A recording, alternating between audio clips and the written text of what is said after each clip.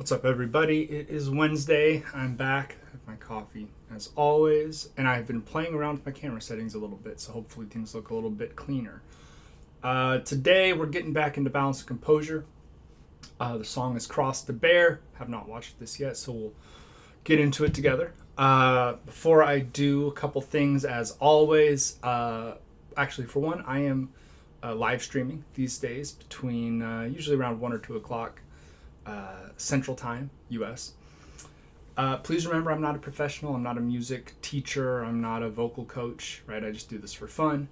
And please don't be a dick. I try to be thoughtful when I do these. I try to, be respectful. And I would just ask that we could keep that energy in the comments as well. So with that out of the way, let's get into it. This is Cross to Bear by Balance and Composure.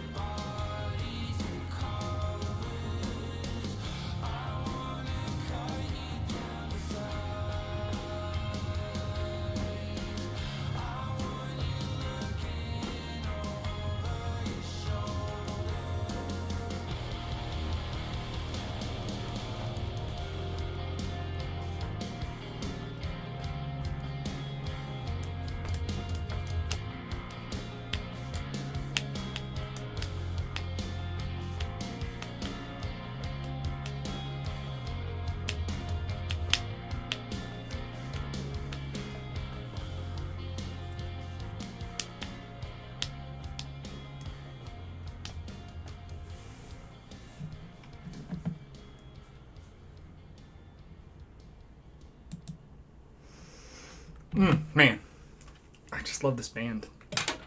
Alright, we'll start with the video.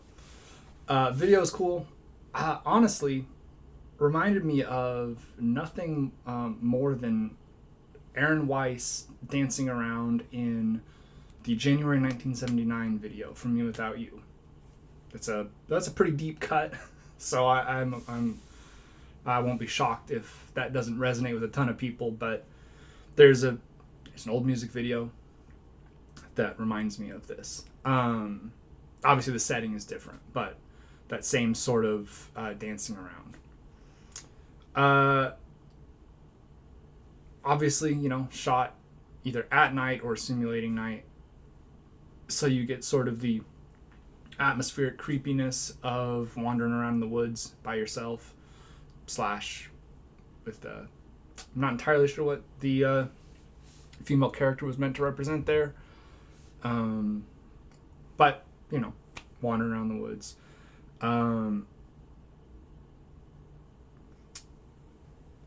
I enjoyed it. I liked the part where he was being dragged off. I thought that was kind of cool, where you kind of have this surrendering yourself to the experience, to the moment, right? Not resisting what's happening, just this is what's happening and I'm going with it. I don't know if that's meant to signify anything, but I thought it was cool. It's just sort of this is the sort of song that I really sort of think of when I think of balance and composure. Kind of reminds me of Tiny Raindrops a little bit. I love the slower, more melodic, where at the end of the song, that outro could just play, right? You could just listen to that that guitar riff for like 10 minutes. Lydia did a lot of that. I always really liked the outros that just sort of created an extra mood, right? I like a fair amount of instrumental music, and there is something to me about just getting into the repetitive, pretty element right at the end of the song that just sort of carries you through. I really like that. I really like this song. I think it's really pretty.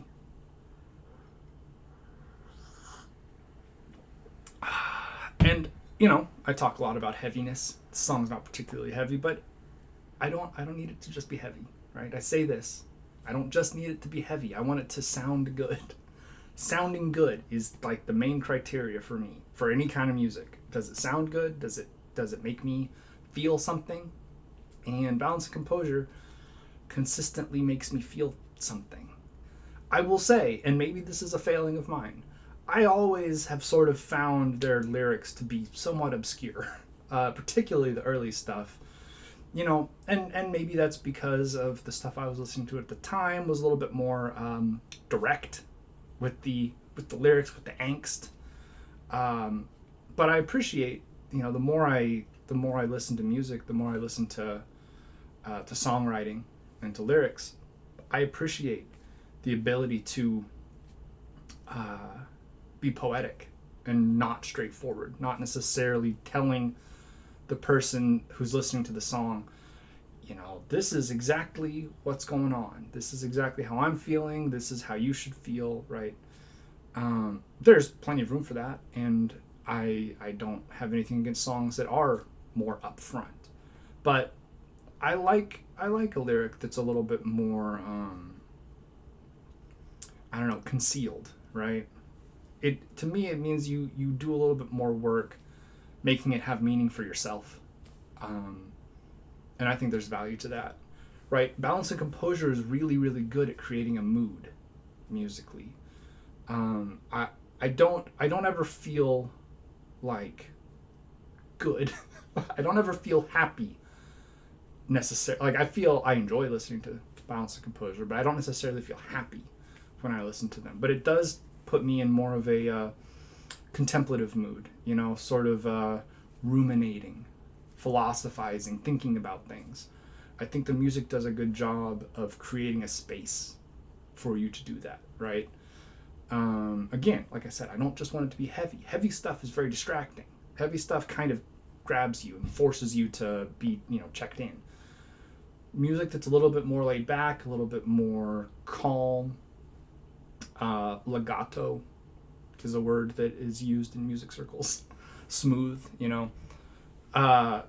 music like that tends to give you space to have your own thoughts as the music is playing in your head, and I think that's really valuable. I'm